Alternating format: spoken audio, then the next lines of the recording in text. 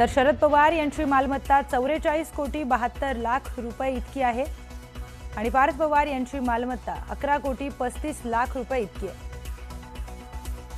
बँका व वित्त संस्थांमधील मुदत ठेवी शरद पवारांच्या 11 कोटी 66 लाख रुपये इतक्या, तर पार्थ पवारांच्या 3 कोटी 68 लाख रुपये इतक्या।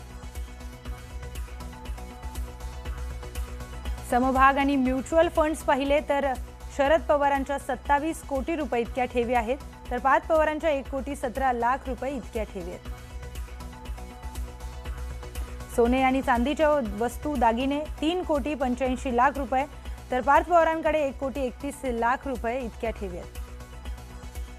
स्थावर मालमत्ता 15 कोटी 99 लाख रुपये इतकी शरद पवारांच्या नावावर आहे, तर 76 कोटी 98 लाख रुपये इतकी पार्थ पवारांच्या नावावर आहे।